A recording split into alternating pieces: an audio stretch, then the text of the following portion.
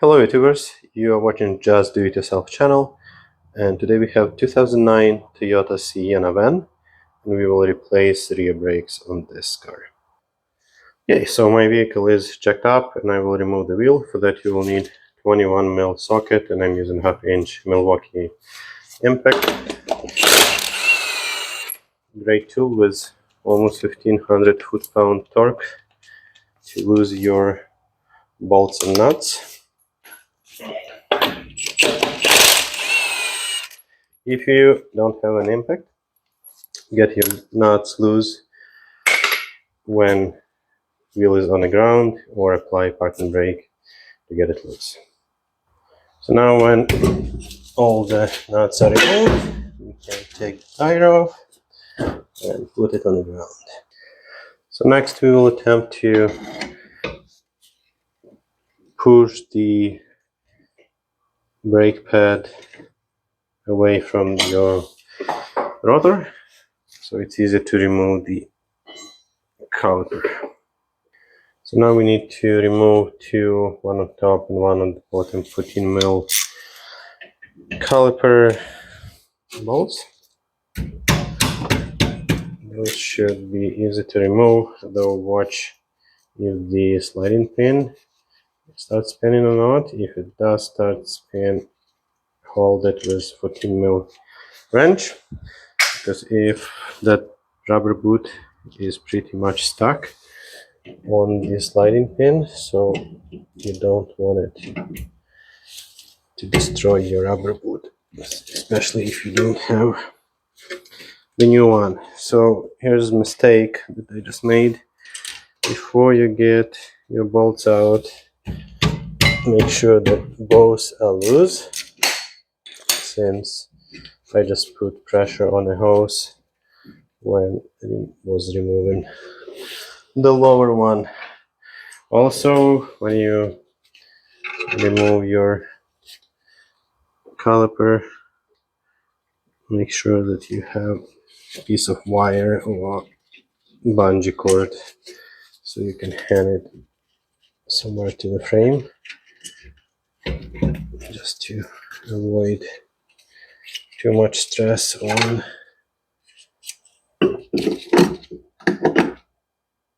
the hose. So I'll just hang it over there. So next we'll get the brake pads out.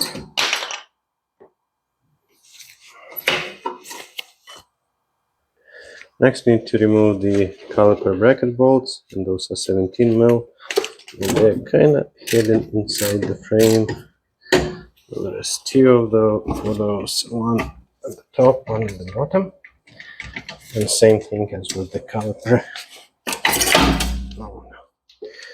Caliper bracket, or caliper itself, I mean. Get both loose before you get them out all the way, because if they're not loose, the caliper bracket will start spinning and will create more issues than you need.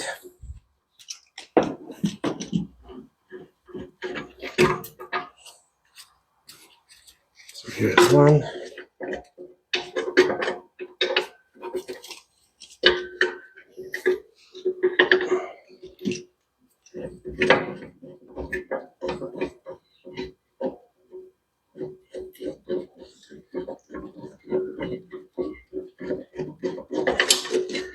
There's another one, so now we can remove our bracket. So now to get the rotor off, first of all you need to make sure that the brakes are not engaged, and I'll just use the hammer and pry it off. This one sits quite badly. The other side came loose right away. Here we go. So this is the old drum, or rotor I should say. Okay, so next we need to clean the surface from any rust. If there's debris, rust, mud, and your rotor doesn't sit properly, you'll have vibrations while you brake. So we'll just use the grinder with the wire brush, and we'll just go around and I have to use the mask and the safety glasses for this job since there will be tons and tons of dust. So we'll take the camera away for now. We'll get this cleaned and we'll get back to you. So now when our hub is clean, we want to blow the dust off the parking brake pads to make sure that nothing is on there. No grease, no dust, no rust.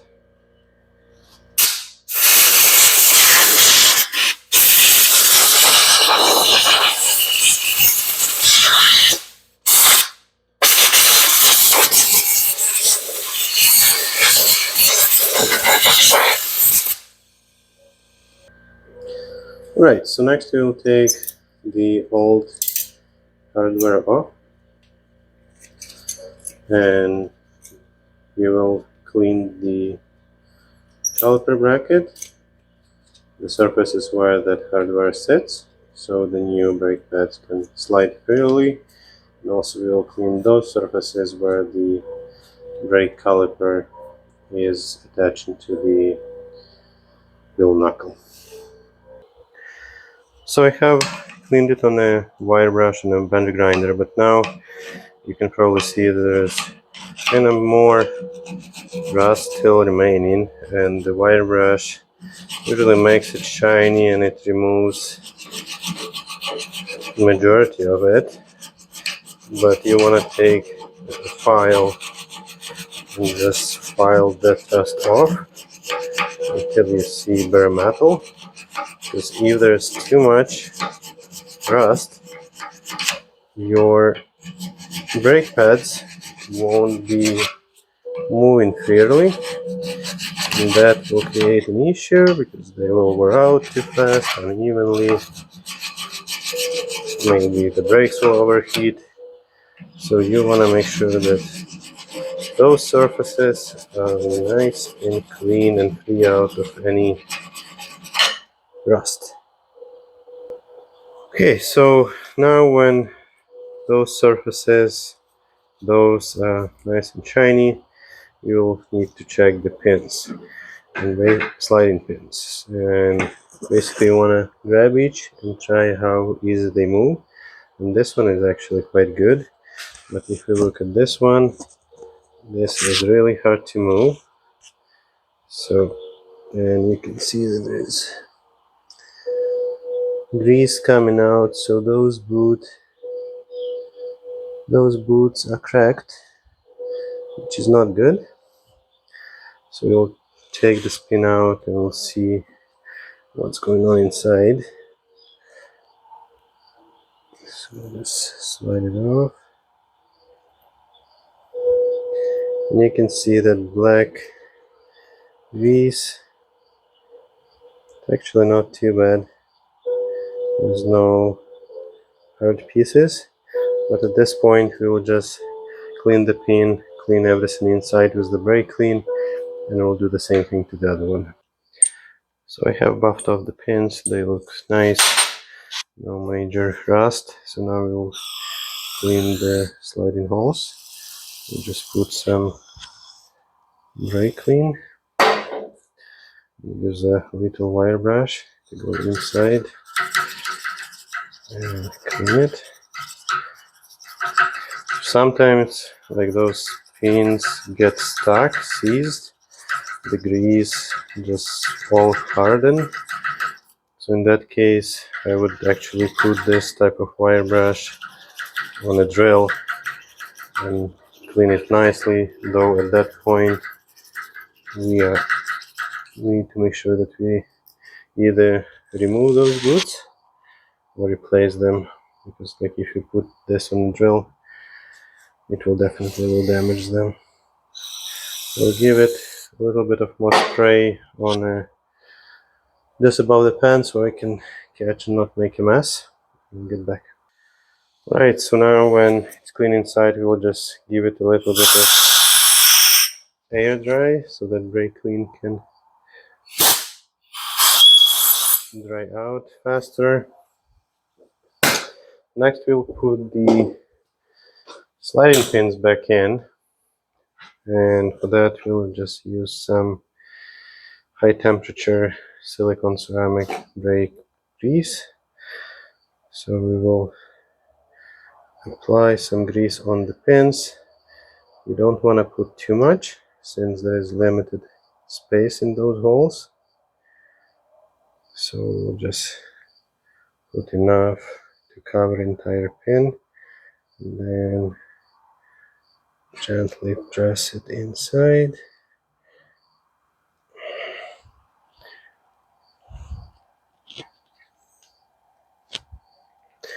And when you put it in, you want to make sure that it moves in and out freely.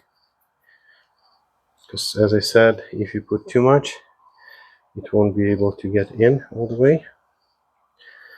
So apply more on the other one.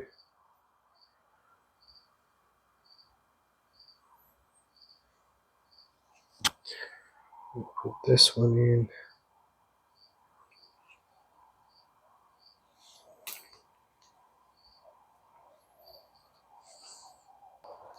I'll just clean them.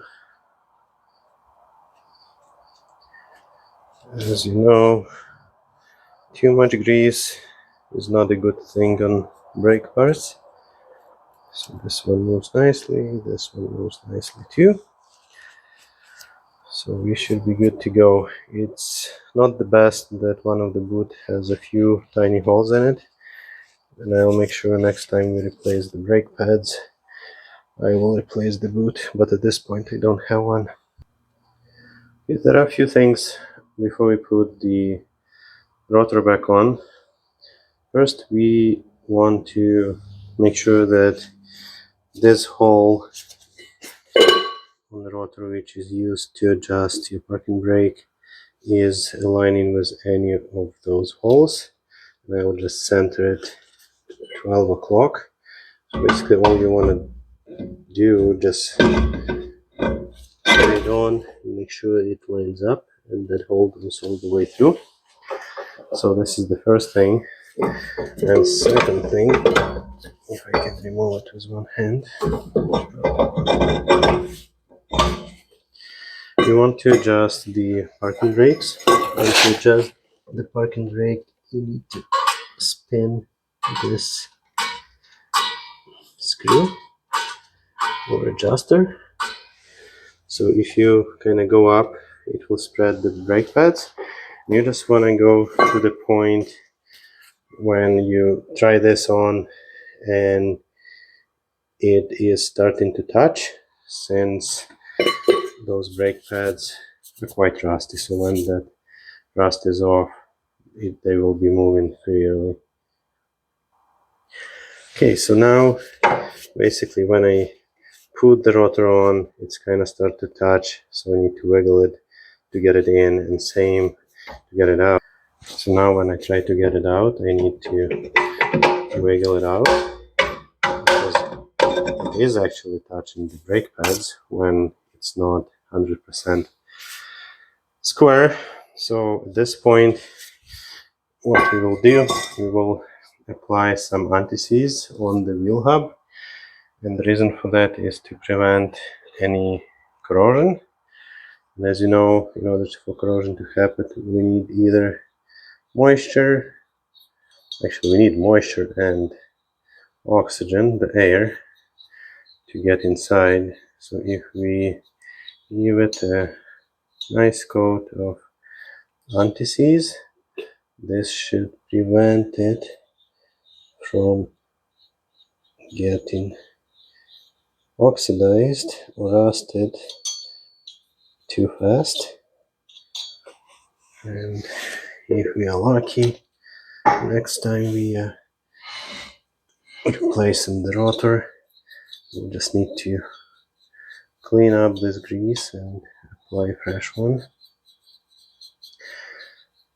Many people don't do this, and maybe with new hub, when there's some sort of coating, it's fine, but when you get into 15 years old vehicle, you want to protect that bare metal.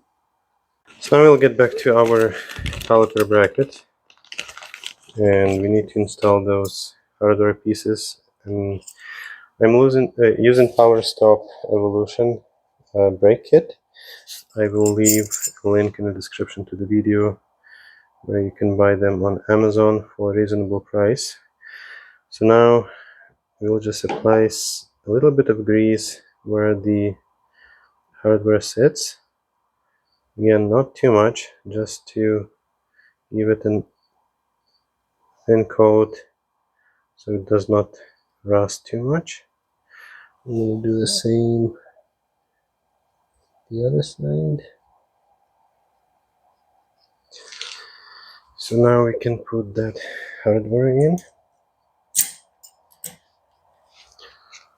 This side and this side.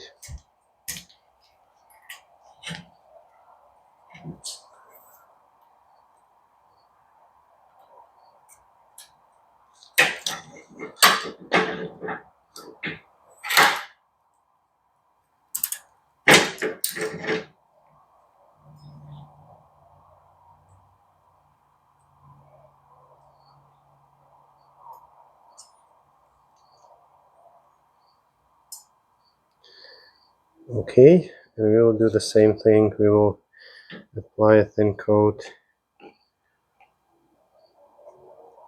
on top of the hardware itself.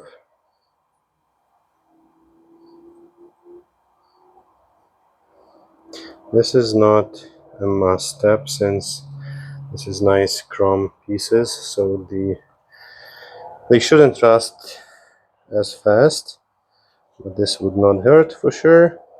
Now we'll just remove any extra grease from the inside, so when we put it on a car, none of the grease gets on the rotors since they are already cleaned. Okay, so now we're ready to put our caliper bracket on. Since we're using the bolts, we need to make sure that they are nice and clean, and I will apply some blue Loctite on them. If yours are rusted, take a wire brush, make them clean before you put them back in. But now I will take our caliper bracket and get it installed. So get first bolt started, the second will go much easier usually.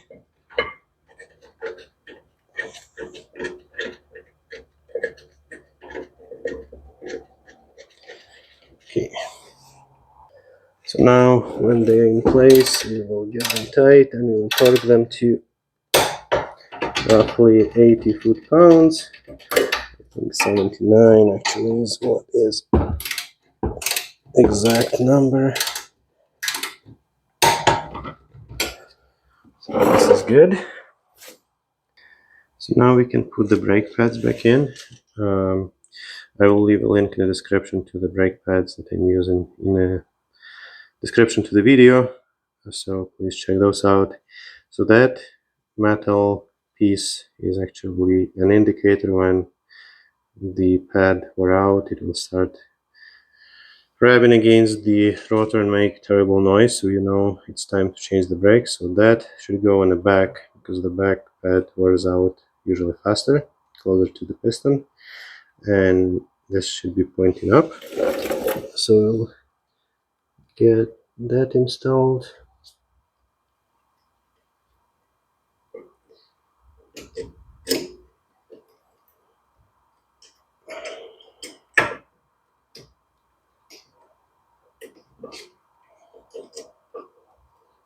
I actually might need to stick my head over there to see what I'm doing. So I will probably need to move this camera away. Okay, the inner pad is in, so I'll just install the outer one. And as you said, if you cleaned those surfaces where your hardware goes in, well, then the brake pads should go in without any resistance. You might need to play with this hardware, since it's designed to hold that brake pad so it doesn't move too much. But other than that, they should slide in and out, just what I showed you, quite easily. Because if they take too much pressure to get in, that's not good. You need them to be free. So next we'll need to retract the caliper piston, and it will push the fluid back. So you just want to come here, open your cap, and make sure that there's still some room so more fluid can come out. Okay, so we have our caliper here, so we will do the same thing what we've done to the caliper bracket. We take a file and file all the rust of the piston so it's nice and flush, just like that. And then we will clean those two surfaces where it is pushing on the brake pad.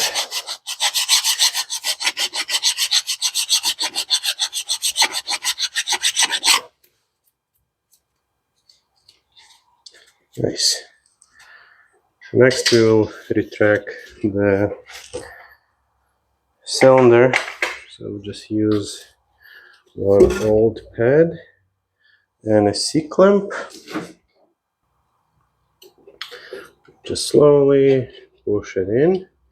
Remember that we are pushing that fluid back to the reservoir under the hood. So we'll push it all the way in. Now when we're done, we'll just remove it. And what we will do next, we'll just apply some anti-seize on the piston surface just to avoid more rust, and also avoid any squeaking when it pushes against the brake pad, and same on those two surfaces that we just cleaned. That should be good enough. So now we can grab, oh, I guess before you put that on, you need your caliper bolts.